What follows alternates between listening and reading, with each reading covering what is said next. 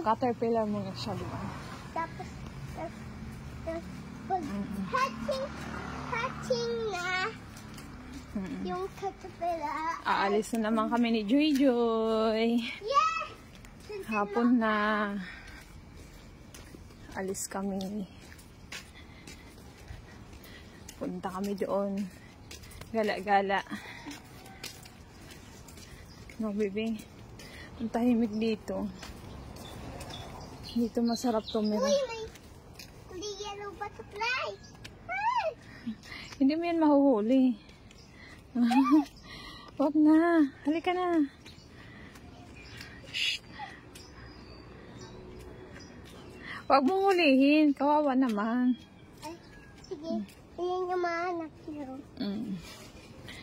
Ganda tumira dito kasi tahimik. Walang kaanong tao. Papa Jesus, Mama Mary. Please, mag-pray tayo.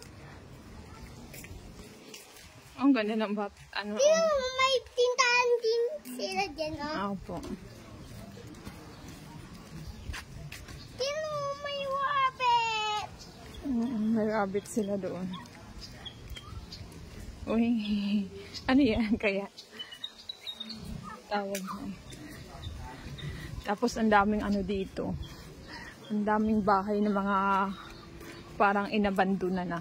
Wala nang mga nakatira na, sira na lang. Sayang. Yan oh. Ang lawak dyan. Pero yung bahay dyan, parang ano na oh. Oh. Ano siya? Inabandona. Wala nang mga nakatira.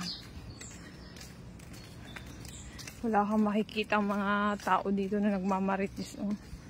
Ito rin, oh. Inabando na rin. Wala rin tao. Marami dito mga bahay na ano. Wala nang mga nakatira. Hanggang nasira na lang. Sayang. Tapos sa Manila, ang dami-daming tao na walang bahay, walang matirahan pa. Kasi ulan.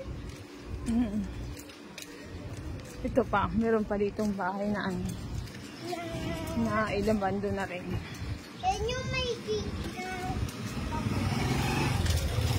Yan oh. Di ba sayang oh. Nasira na lang. tayo ng Ang harap pa mismo ng ano oh, kalsada. Tapos tabi lang ng Pure Gold. Ito Pure Gold to eh. Diba sayang.